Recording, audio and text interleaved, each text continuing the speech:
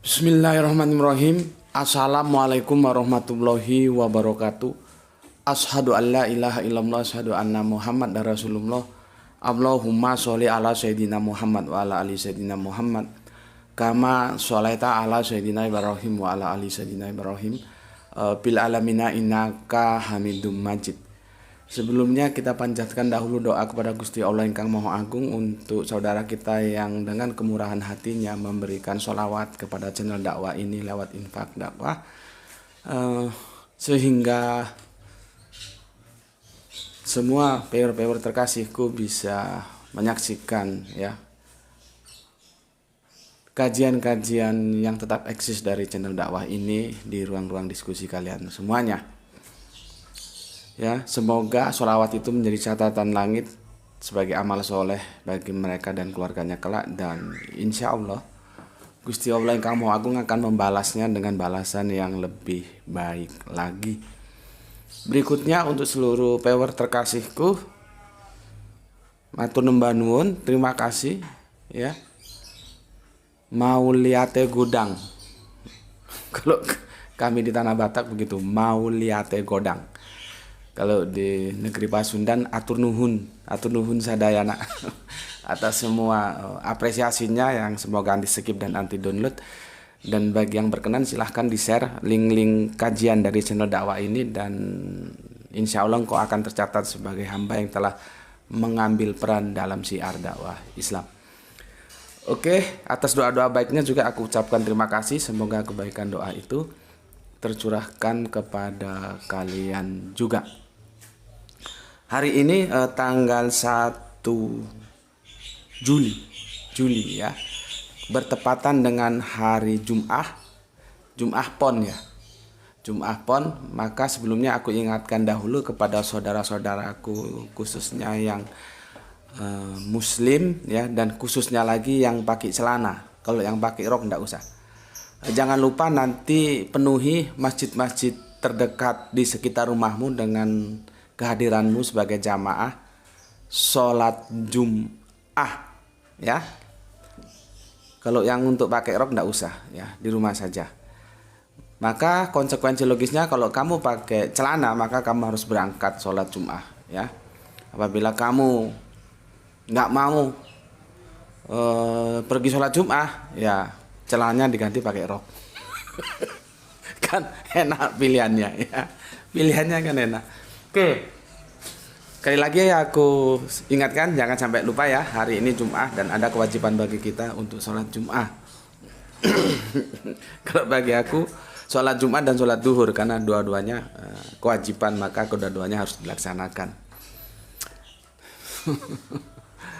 Oke, di apa ini duha yang cerah kali ini kita akan mendiskusikan dalam rubrik mampir ngombe, yaitu aku kasih tajuk matur nembah nuwun, terima kasih Jogo Karyan ya.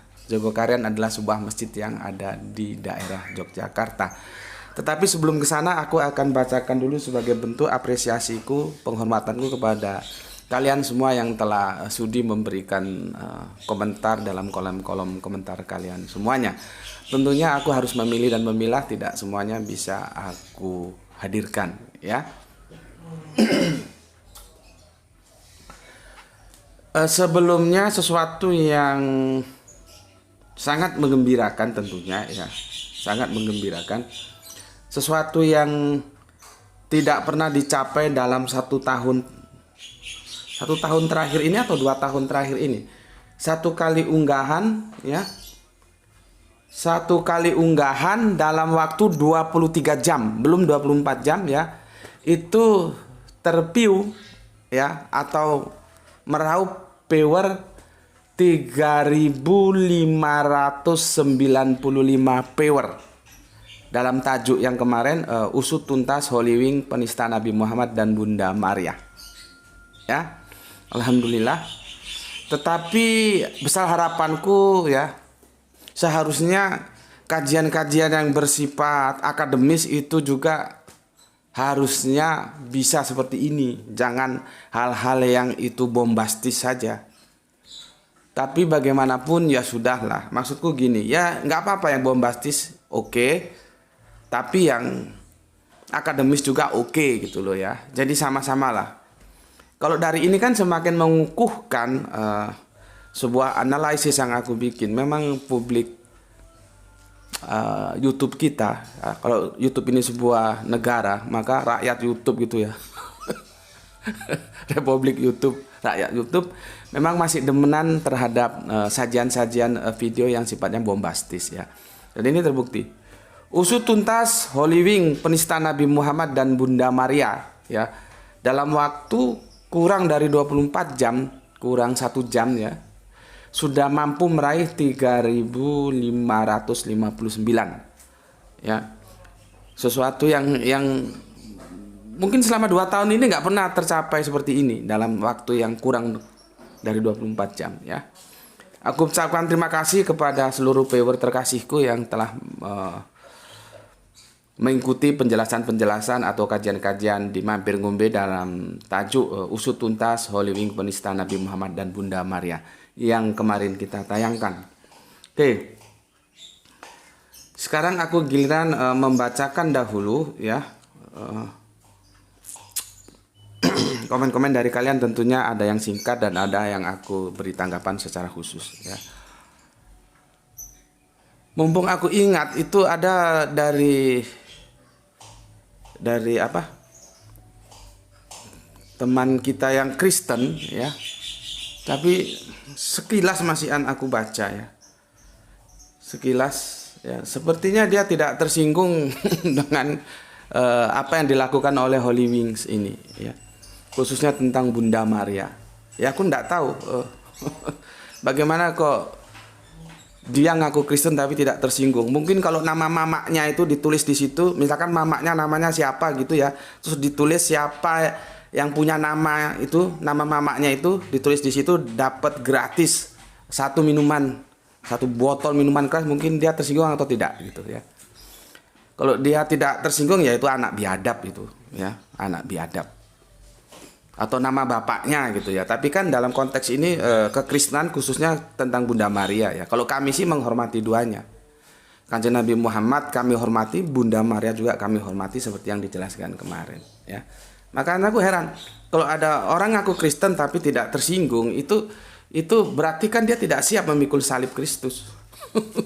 Gitu aja. Sederhana kan? Maka aku jadikan analogi. Coba kalau nama mamaknya itu yang dipasang, dia tersinggung nggak?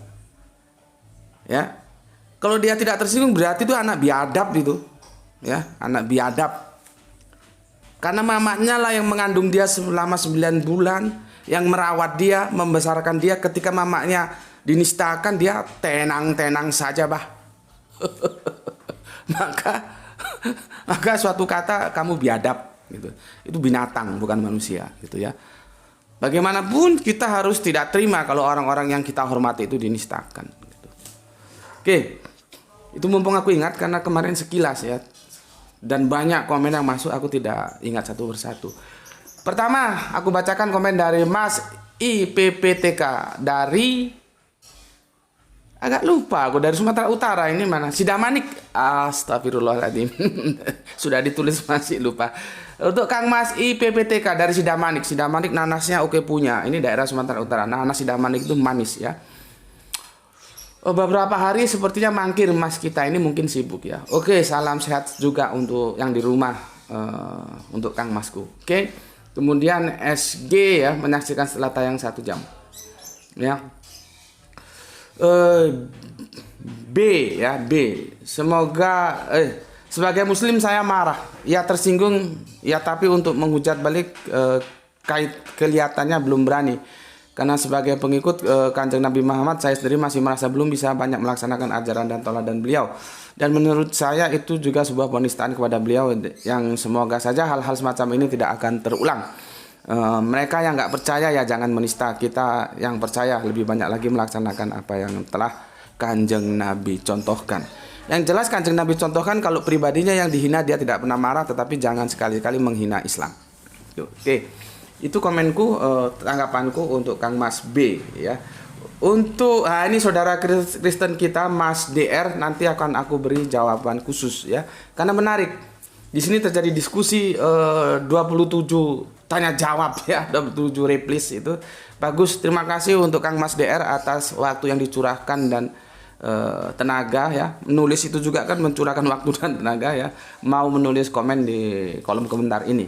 Karena komennya bagus ya kita beri tanggapan ya. Selama komen itu hormat, santun, kita beri tanggapan ya.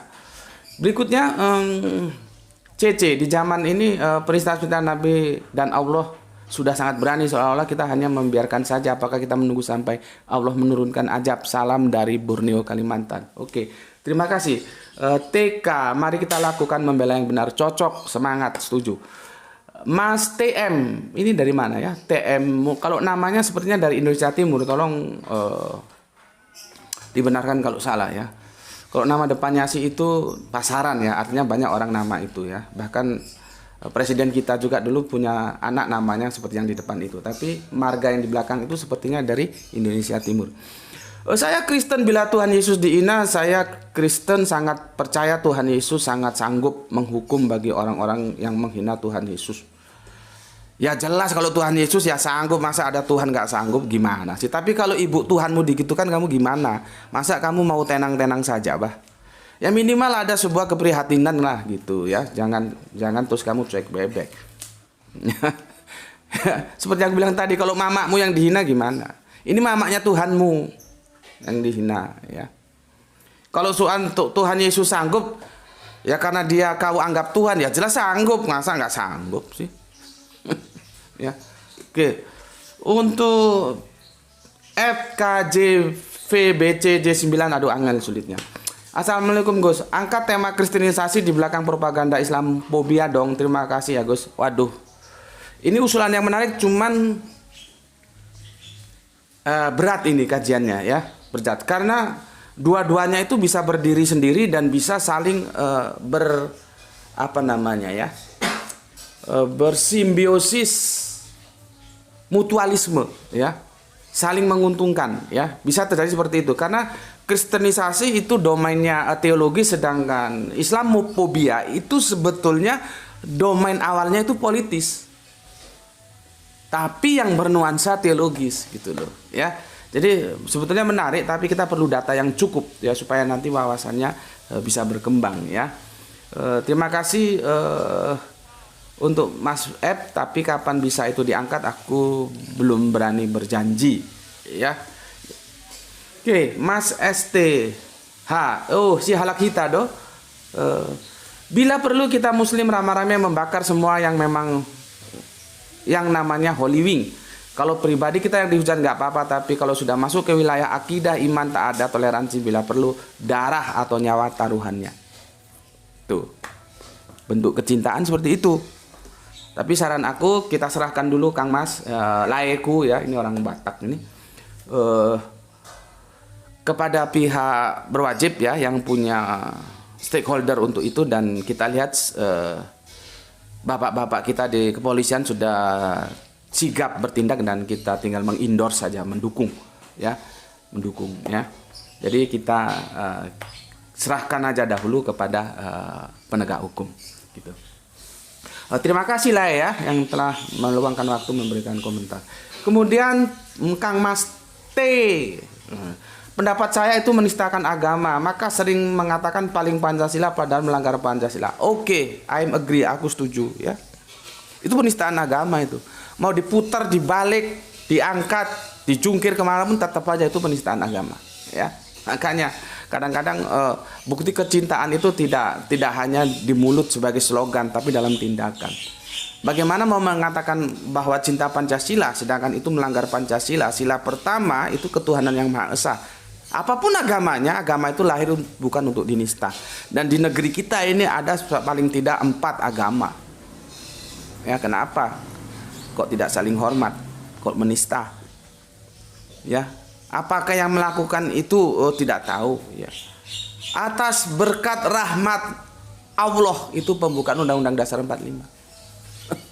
Jadi negeri ini bukan negeri agama, tapi ini negerinya orang yang punya agama. Maka hormati agama itu. Ya, ulangi. Indonesia bukan negeri agama, tetapi Indonesia adalah negerinya manusia yang punya agama. Maka hormatilah agama. Apapun agamanya harus dihormati. Karena agama itu hadir untuk dihormati, bukan dinista. Oke, untuk Kang Mas T berikutnya ini Mas N ya. Ada kemungkinan memang Gus. Ada survei yang dilakukan lembaga yang bergerak seperti Arimatea. Ada survei yang dilakukan lembaga yang bergerak seperti Arimatea bahwa punya nama Muhammad banyak yang main ke tempat seperti itu, termasuk Holywing. Agak nyindir sih sebenarnya. Di sisi lain juga Holywing pertaruhkan hal yang besar di sisi bisnis. Mungkin dipikirnya bakal kayak ibarat akan tidak ada reaksi. Kalaupun memakai cara pandang ini, Holywing tetap nggak punya etika ya. Pada sisi lain, mayoritas Muslim dan hukum mereka boleh dibilang tidak ada yang mengganggu, bahkan berkembang secara bisnis. Artinya Muslim toleran terhadap mereka. Mereka harus toleran bikin promo yang lain. Jangan kayak begini. Gitu. Ya, aku tanggapi gini Mas ya. Sebetulnya masalah ini masalah yang ribet. Karena negara kita itu negara hukum.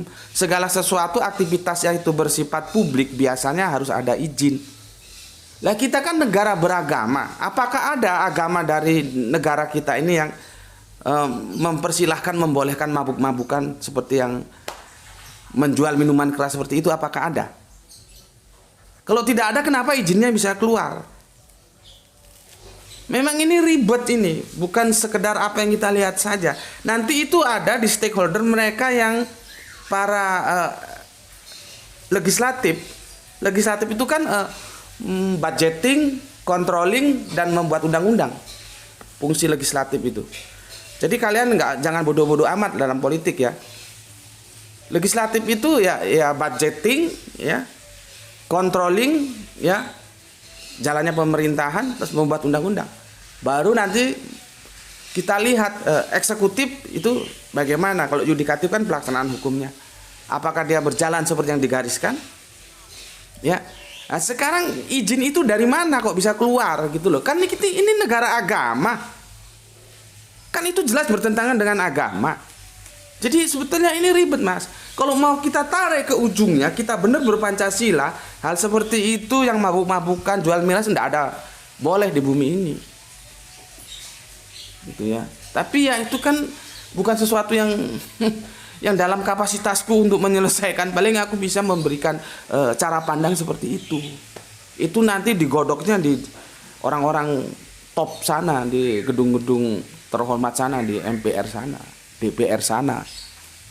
Ya. MUI diajak ngobrol, gimana sebetulnya, ya. Jadi ya jangan MUI saja lah, semua perwakilan-perwakilan dari agama itu dipanggil, diundang. Orang kita juga tidak hanya Islam kok di sini. Gimana enaknya ngatur negara ini supaya rahmat Allah itu turun gitu loh. Ya. Gitu. Oke. Terus tergantung nama. Nama aja kok. Apa sulitnya bikin nama? Nama Muhammad tapi kafir ya ada kok. Nama Muhammad tapi menghina Kanjeng Nabi Muhammad ya ada kok. Nama Muhammad. Nama itu apa sulitnya dibikin-bikin seperti di apa ini di kalian di YouTube ini mau diganti apa kok namanya ya bisa-bisa saja. Jadi jangan percaya hal-hal yang begituan lah. Aku setuju apa katamu, apa adanya Holywing itu telah menista. Ya, oke. Mbak GF yang ada di Palu ya betul, kita minta akan supaya dituntaskan ke akar-akarnya. Kalaupun nanti sudah ketemu ya pelaksana di perusahaan itu, misalkan bagian tim kreatifnya, kita harus tanya itu maunya sendiri atau ada yang mendrive dia. Kita harus tahu itu. Otak dia sendiri yang membuat kreatif yang sebetulnya kurang ajar, nanti kreatif yang tidak kreatif sebetulnya itu atas pemikiran dia sendiri atau dia didrive oleh satu kekuatan tertentu. Kamu bikin gini, kamu bikin gini. Apa begitu? Itu nanti tugasnya bapak-bapak yang berkecimpung dalam hukum lah ya untuk menyelesaikannya. Supaya hal ini bisa tuntas dan tidak terulang lagi gitu. Oke. RBS, inilah kegagalan sosialisasi jiwa nasionalisme di kalangan kelompok-kelompok masyarakat Indonesia. Waduh. Iya Mas, terima kasih, terlalu berat. Kajiannya terlalu berat. Tapi bagus komennya, terima kasih. Sidoarjo, SA, Jatim, Sidoarjo nyimak. Ya benar, minoritas rasa mayoritas. Makin gila aja dibiarkin ngelunjak. Ya. Oke, SH, patut diduga adanya kesengajaan, pesanan dan bahkan grand design. Banyak nama kafir yang ahli pemabok. Gitu. Ya, probabilitasnya memang bisa kesengajaan, bisa pesanan atau bahkan grand design, ada kemungkinan. Mana yang benar itu ya perlu penggalian lebih dalam. Oke. Yang OOT tidak aku bacakan ya, supaya kita sistematis. RY hadir Gus, semoga Allah memberkati. Amin amin. RBY, mereka belum terkena azab dari Allah Subhanahu wa taala. Oke. Ini Mas namanya sulit sekali. M gitu aja ya. Usut juga elitnya jika terbukti terlibat beri hukum berat yang bisa bikin jerah. Cocok, setuju. Dari Yogyakarta. Assalamualaikum warahmatullahi wabarakatuh. Mas EM. Waalaikumsalam. Mas KH, Gus mohon tonton channel yang Benteng Akidah yang hari ini Kamis 29/6/2022 ada video yang sangat jelas menista Kanjeng Nabi Muhammad karena jelas menyebut nama Kanjeng Nabi Muhammad. Mohon bantu memviralkan. Oke, monggo teman-teman yang mau menyaksikan silakan, tetapi ini sudah kemarin ya. Tetapi mungkin ada rekodnya, silahkan ya. Kalau aku nonton videoku sendiri jarang Mas ya. Jadi ya mohon dimaklumi ya. Aku itu waktunya baca buku aja sekarang tidak seperti dulu leluasa ya. Karena aku harus bayangkan setiap hari 2 kali paling tidak kita unggahan, dan itu perlu apa ya, perlu waktu untuk merancangnya menjadi suatu kajian yang sehingga itu gampang kalian terima ya. Jadi aku tidak bisa melihatnya gitu ya, video-videoku saja jarang. Kalau Mas mau silakan Mas carikan aja gimana, terus nanti dikirimkan japri lewat WA ya. Matur nuwun Mas KA. Berikutnya Mas di SD, alhamdulillah sempat hadir dari Makassar. Oke, Coto Makassar, jangan lupa Coto Makassar ya. Mas IAA ini kontraktor kita ini, semoga sukses selalu ya. Dikirain ayam geprek. Holy Wing. Ayam geprek. Mantap ini. Kalau ayam geprek hadiahnya ya. Tapi enggak juga sih ya. Meskipun ayam apapun kalau 2 nama itu dibawa itu enggak pantas lah ya. Apalagi itu minuman yang bertentangan dengan agama ya, tentu sangat tidak pantas ya. Jadi meskipun jangan untuk main-main. Meskipun produknya ayam geprek aku nggak setuju ya. Nggak boleh ya. Banyak nama lain kok ya. Oke, itu untuk Kang Mas AA ya, kontraktor kita, semoga borongannya semakin banyak dan semakin cepat naik haji. Untuk PSBW, skenario untuk menaikkan seseorang, itulah ya. Ada udang di balik batunya atau gimana? Tuban hadir Gus, Mas AM, terima kasih. AD ya, hanya komen gambar, aku nggak tahu maksudnya ya. RH, mungkin itu Holy Wing lagi cek ombak pada umat Islam, pengen tahu reaksinya. Boleh jadi itu namanya Catermelon ya. Dalam dunia spionase namanya itu politik strategi Catermelon, belah semangka ya. Boleh jadi, bisa jadi gitu. Mas NS, assalamualaikum, Tangerang hadir, mohon izin ikut belajar. Oke, monggo Mas, semoga betah di channel ini yang narasumbernya apa adanya ya, mohon dimaklumi ya. Rembang ya, RW hadir, terima kasih ya. Wah, ini saudara kita KP dari Lebak Banten, nyimak Tuan Guru, monggo silakan, semoga betah ya. Aku kalau ke Sumatera itu mesti melewati Banten tapi di Serangnya. Kalau Lebaknya itu dia ke kiri ya, ke kiri. Oke, salam untuk saudara-saudaraku di Lebak Banten ya. Berikutnya Dede, nyimak Gus. Ya, ini sahabat lama di Facebook dulu, kita berjuang di sana ya dalam dakwah. Berikutnya Mas HR. Holy Wing lagi booming, media yang tepat untuk membuat kebisingan di negeri ini. Apa sebodoh ini manajemen HW bikin promo? Ya itu masalahnya.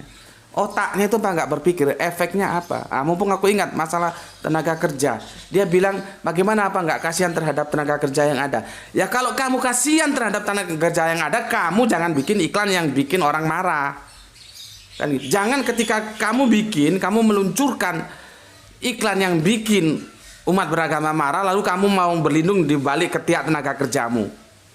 Seharusnya otakmu kan berpikir, nanti kalau aku bikin iklan-iklan seperti ini, ya, nanti ini berimbas, bikin marah umat beragama dan ini ditutup, kan kasihan tenaga kerjaku. Seharusnya begitu. Jangan sekarang peristiwanya sudah terjadi, kamu mau berlindung di ketiak tenaga kerjamu dengan alasan bagaimana nasib sekian banyak tenaga kerja. Lah kamu waktu mau bikin program itu, tenaga marketingmu tuh nggak mikir apa gitu, ya. Oke, apakah HW yang bodoh atau ada tangan di belakang layar tanpa sepengetahuan manajemen yang pinjam tangan bikin suasana panas? Inilah yang kita, suasana ini memang saling carut marut, kita tidak tahu ya. HW hancur gak masalah, yang penting misi utamanya nyampe, itu masalahnya, ya. Artinya di sini sudah hitung-hitungan mereka, nggak apa-apa lah bisnisnya hancur, kan bisnis itu akhirnya hancur, ya.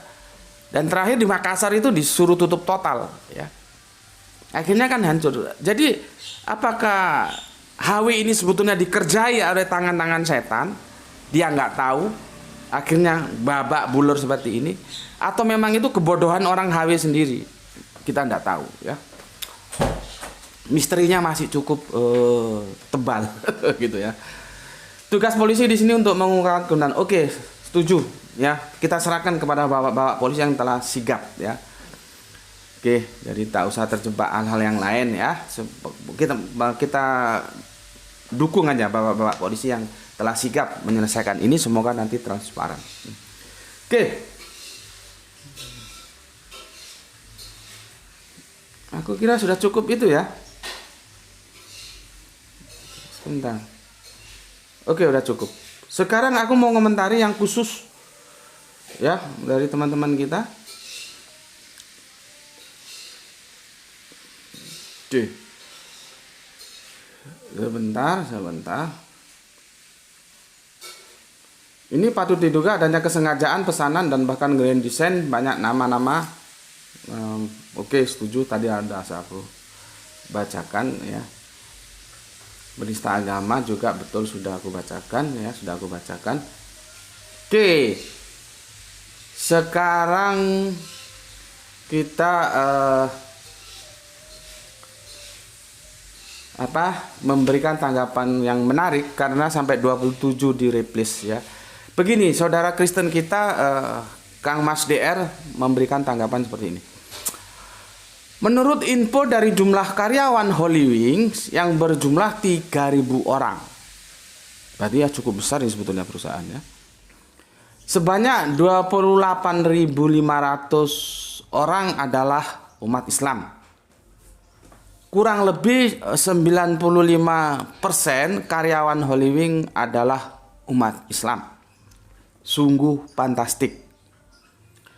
Oke, itu sebetulnya di replace yang 27 itu telah terjadi soal jawab dan menurutku menarik dan aku hanya mengkristalkan saja ya. Ini ada teman-teman sudah memberikan jawabannya ya dari yang apa yang terjadi itu ya. Jadi aku tinggal mengkristalkan saja dari diskusi-diskusi yang kalian sajikan, dan aku suka diskusinya bagus ya. Kalau ketemu ya alhamdulillah, nggak ketemu ya nggak ada masalah. Yang penting sampaikan dengan hormat ya, tidak saling menyerang pribadi gitu ya. Ini ada Mas ST, ada IE, ada MA, ada Mbak R ya. Oke. Ada juga siapa ini? Ada GNG tadi ada, ingatku GNG ya. GNG ada ya, dan dia memberikan data statistik ya.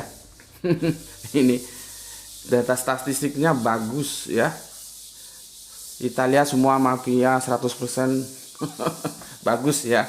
Meksiko semua pelacur satu. Bagus ya. Bagus ya. Oke. Bagus, aku suka diskusinya seperti ini ya. Oke, aku akan mengkristalkan. Jadi begini, aku enggak tahu ya perspektifnya mau kemana. Apakah setengah jam? Oke, Bapak persingkat.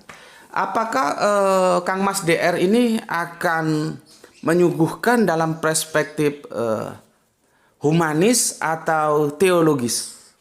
Ya, dengan apanya namanya? Dengan komentarnya yang menurut info dari jumlah karyawan Holy Wing yang berjumlah 3.000 orang, sebanyak 2.850 orang adalah umat Islam. Kurang lebih 95% karyawan Holy Wing adalah umat Islam. Sungguh fantastik. Ya, aku tidak tahu, maka supaya berkeadilan aku beri 2 tanggapan saja ya. Tanggapan dari, karena aku nggak tahu itu disuguhkan dalam perspektif humanis atau teologis, aku tidak tahu ya. Maka kita beri tanggapan yang humanis dan teologis, nanti silakan dipilih saja. Bismillahirrahmanirrahim.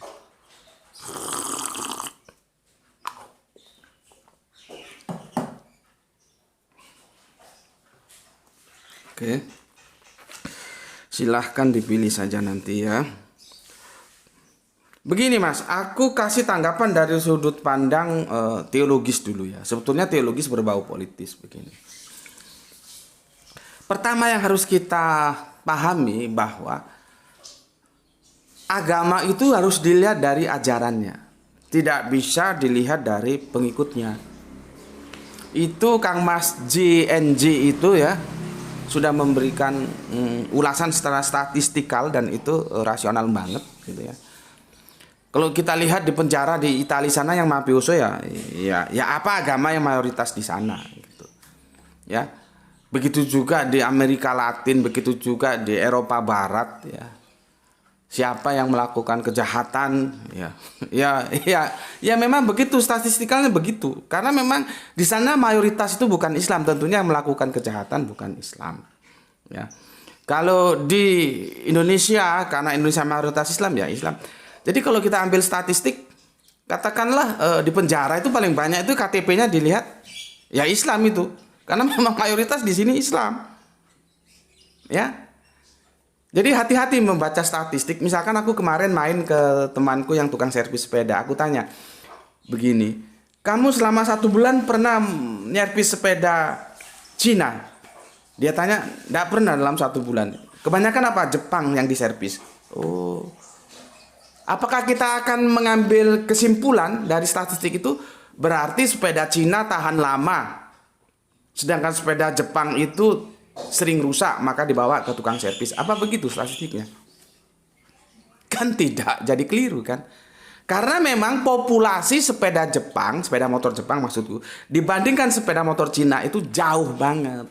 Maka secara kurva normal ya, yang sering diservis dibawa ke tukang servis karena kerusakan itu ya notabene sepeda Jepang. Nggak bisa disimpulkan terus, oh sepeda Jepang itu berarti rusak, gampang rusak. Nggak bisa. Kalau dibanding sepeda Cina, buktinya sepeda Cina nggak ada yang dibawa ke tukang servis atau jarang sekali. Gitu. Kan nggak bisa begitu. Jadi kita melihat statistik itu harus lihat kontekstualnya seperti apa. Nanti ada N besar, ada N kecil, ada populasi ya. Itu kita ambil sampelnya berapa ya. Itu harus hati-hati gitu. Begitu juga tadi di Indonesia mayoritas Islam ya, kalau kita pergi ke penjara sana KTP-nya ya banyak yang Islam. Begitu juga kalau kita ke Italia, kita survei ke sana, ya mesti itu Katolik karena di sana Katolik ya. Yang bajingan-bajingan itu ya Katolik, yang mafioso itu Katolik. Begitu juga di Amerika Latin. Nanti kalau di Eropa yang kebanyakan Protestan ya Kristen Protestan, Islam bisa jadi tidak ada di sana, ataupun kalau ada persentasenya kecil banget. Gitu. Jadi hati-hati ya, menarik kesimpulan dari statistik yang seperti itu bisa salah ya. Oke. Cuman kan begini masalahnya, ini kembali ke politis sebetulnya. Tapi perspektifnya tetap aja teologis. Kalau ada orang melakukan kesalahan ya, dan dia agamanya Islam, mesti agamanya itu dibawa gitu loh. Itu memang sudah di framing seperti itu sehingga melahirkan apa yang kita kenal Islamophobia. Itu sudah di framing seperti itu. Meskipun sekarang alhamdulillah Amerika justru sekarang mengeluarkan undang-undang anti Islamophobia. Tapi kan Islamophobia sudah terlanjur menyebar. Kalian lihatlah, setiap ada orang melakukan kejahatan ya, mesti kalau ketika dia Islam tuh Islamnya itu dibawa, nggak bisa terputus orang ini yang melakukan kejahatan gitu. Di dunia ini kan begitu. Ya. Kalau ada kata terorisme, mesti kaitannya ke Islam. Itu kan politik yang sudah kita pernah bicarakan. Sejak Amerika memasuki Afghanistan istilah itu muncul dan itu memang dibikin istilahnya. Tapi ya terima kasih sekarang Amerika sudah mengatakan membuat undang-undang anti Islamophobia. Ya. Coba ketika Islam dihabisi di Myanmar ya karena dia di sana minoritas. Apakah Buddha itu dikaitkan karena di sana mayoritas Buddha? Dan bahkan biksunya yang memimpin. Kan tidak. Yang terkini di India Islam dihabisi dengan begitu kejamnya. Dan itu notabene diakui oleh pemerintahan saat itu yang dari partai yang sedang berkuasa. Apakah Hindunya dikaitkan telah melakukan kejahatan etnis? Kan enggak. Enggak kan?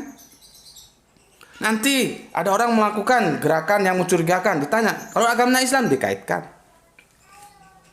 Itu framing globalisasi kita yang kita alami sampai saat ini, meskipun sudah dianulir Amerika mengeluarkan undang-undang anti Islamophobia, tapi kan Islamophobia sudah terlanjur menjalar. Ya, jadi kalau ada kesalahan atau kejahatan yang dilakukan oleh orang Islam, Islamnya itu dikaitkan. Tetapi kalau yang melakukan itu tidak Islam, itu tidak, agamanya orang itu tidak dikaitkan, cukup selesai di orang itu saja. Ini kan ketidakadilan dunia. Ketika Islam minoritas dia dihabisi, makanya Islam itu kalau mayoritas dia melindungi. Bukan justru menghabisi. Tapi kalau dia minoritas ya diperlakukan seperti itu. Itu fakta loh ya. Peta dunia kan seperti itu. Ya. Oke. Selanjutnya sebagai contoh gampang sajalah ya. Kita itu kan tidak pernah sih ngomong-ngomong Kristen kafir menjajah, kan nggak pernah. Kita kan ngomong siapa yang menjajah Indonesia? Belanda gitu. Nggak pernah kita bawa-bawa agamanya apa, itu urusan dia lah. Ya kan?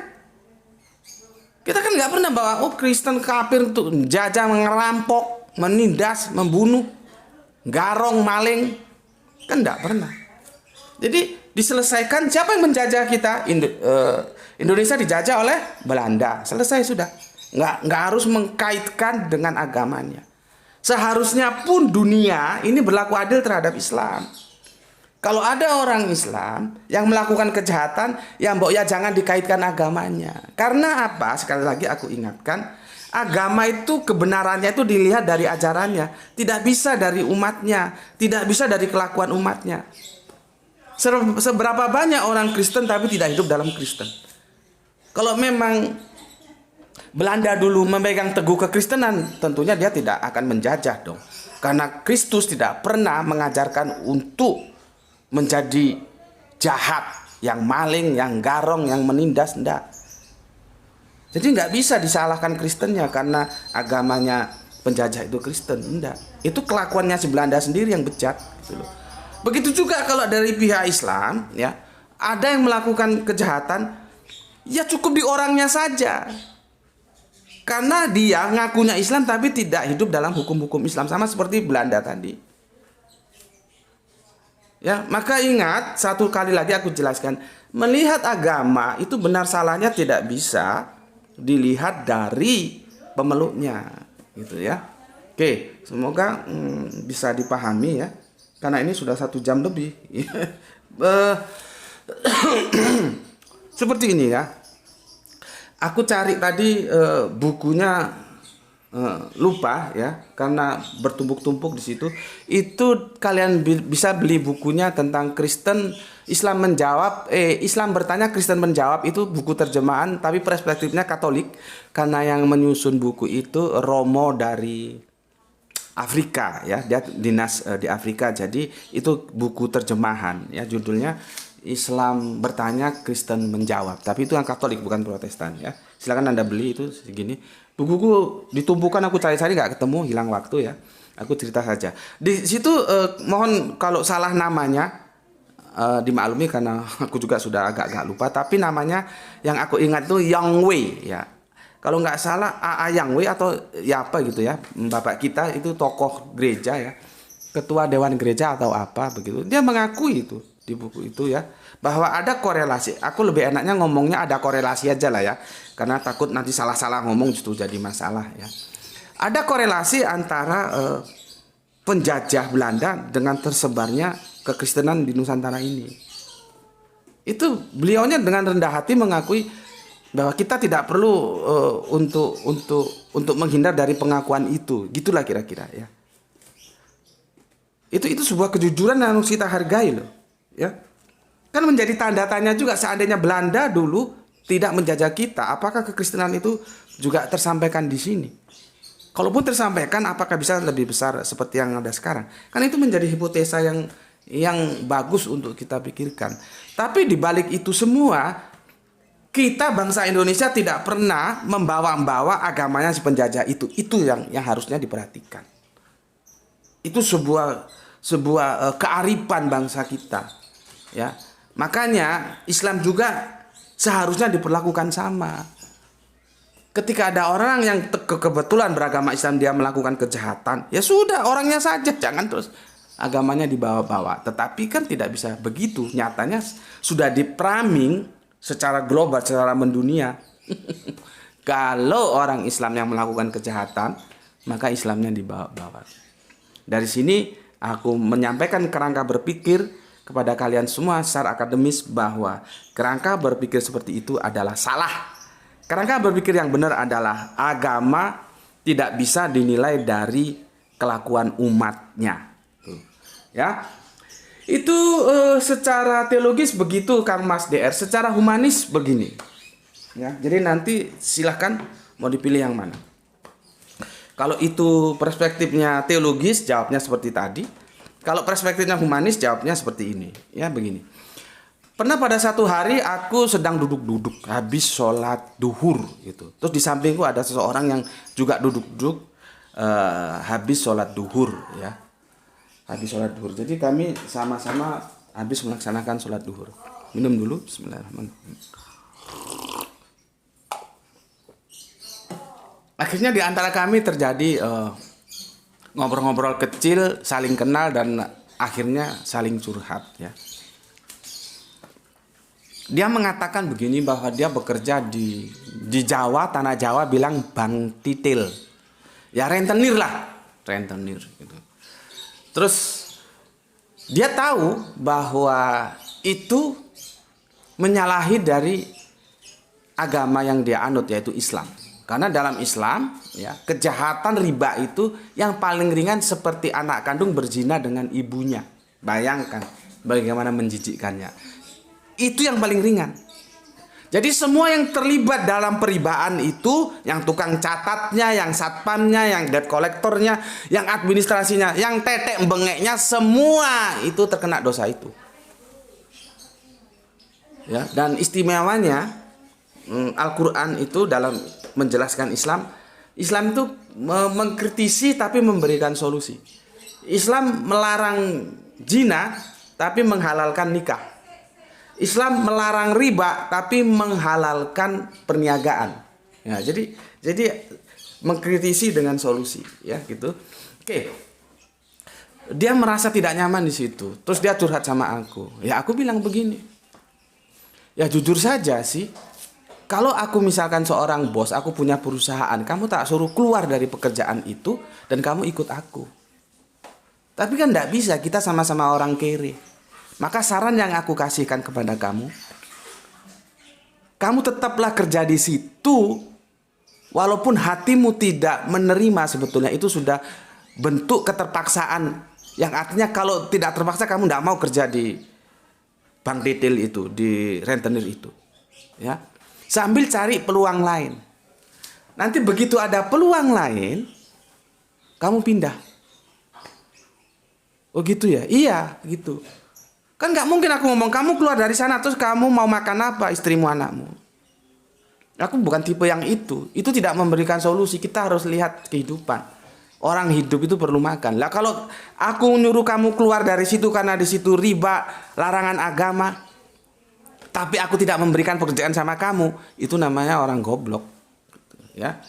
Jadi tetaplah di situ dan semoga Allah mengampuni, dan Allah Maha tahu ya, dengan kasih sayang Dia akan mengampuni kamu sambil kamu cari tempat pekerjaan yang lain. Begitu kamu dapat pekerjaan lain, kamu keluar dari situ. Jelas ya?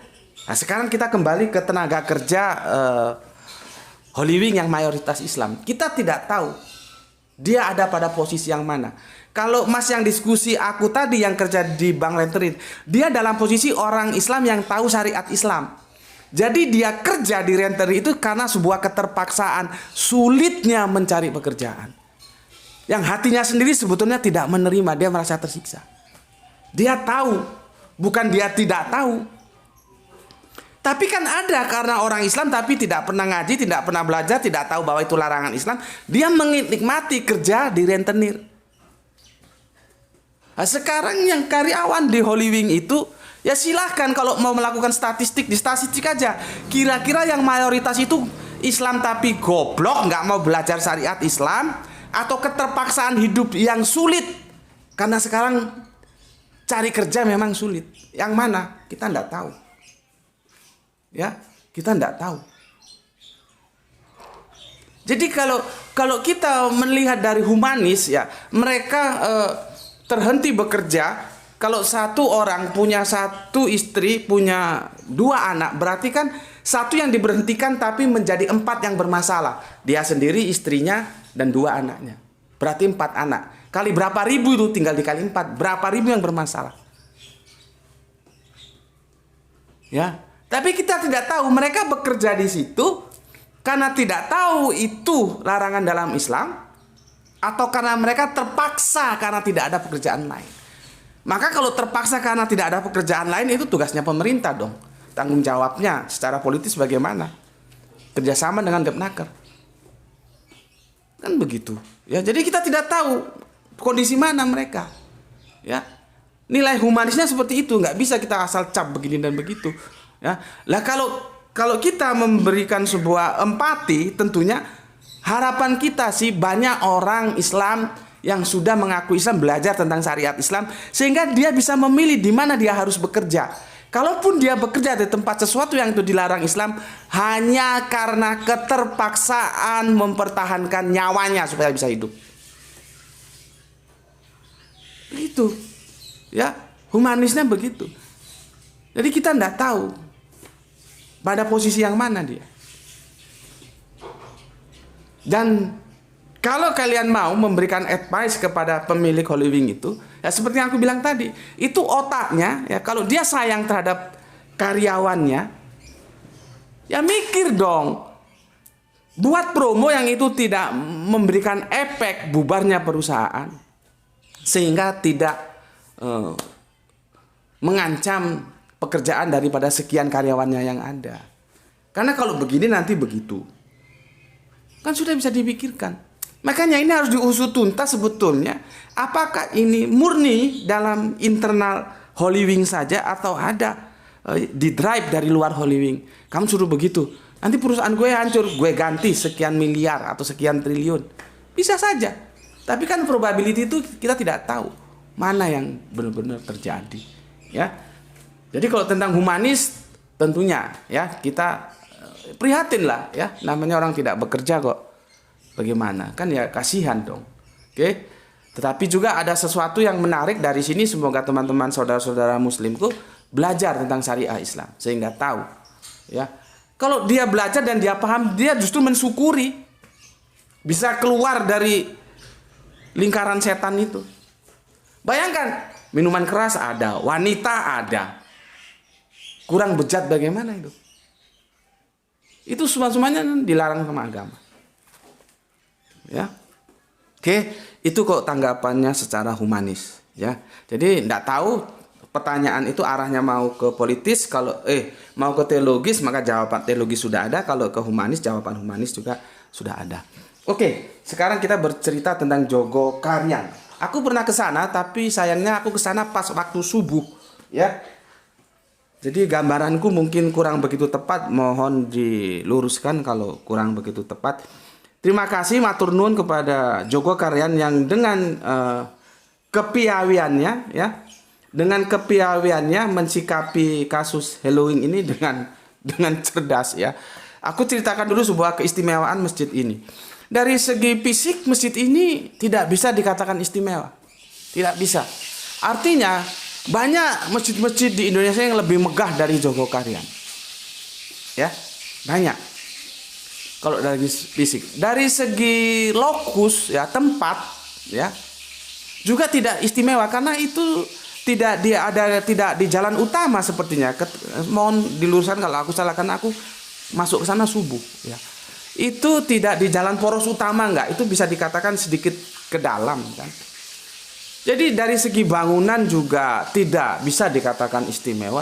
Dari segi lokus atau tempat juga tidak bisa dikatakan strategis. Tapi dia menjadi masjid yang subhanallah, semoga masjid-masjid di Indonesia itu menjadikan Jogokarian ini idol, prototipe, percontohan. Jadi paling tidak di Jogja itu sudah ada dua masjid yang fenomenal. Pertama itu Jogokarian, yang kedua Muslim United yang pernah kita sampaikan beberapa waktu yang lalu. Ya, di mana keistimewaan Muslim United ini juga subhanallah ya, dia dikelola oleh anak-anak muda.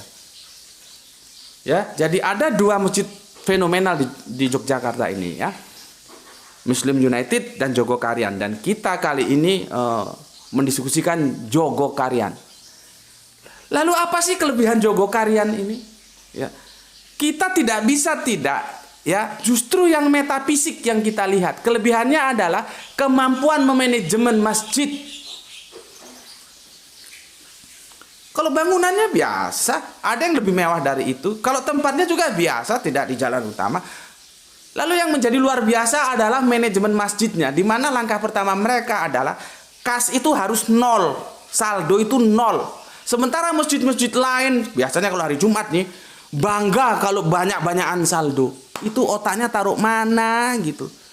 Saldo itu kan duitnya orang. Kalau dia ngisi infak, maunya bahwa duitnya itu terus berguna bagi orang lain dalam kehidupan, bukan disimpan aja terus jadi kebanggaan para takmir masjid. Jadi hampir sama manajemen di Jogokarian dan di Muslim United itu. Kalau dengan Muslim United aku ngobrol langsung dengan pengelolanya yang masih muda itu. Mereka saldo itu dibikin nol. Jadi semua itu disalurkan untuk kepentingan dakwah.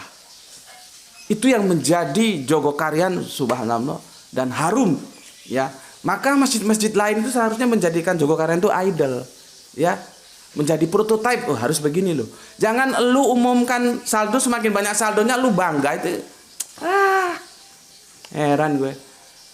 Banyak anak yatim, banyak yang putus sekolah, banyak yang kesehatannya terganggu nggak bisa ke dokter, itu dibantu dengan saldo itu. Pendidikan kok apa kayak supaya umat Islam cerdas gitu loh. Tiru Jogokarian itu. Jangan banyak-banyakan saldo, semakin banyak merasa semakin gagah.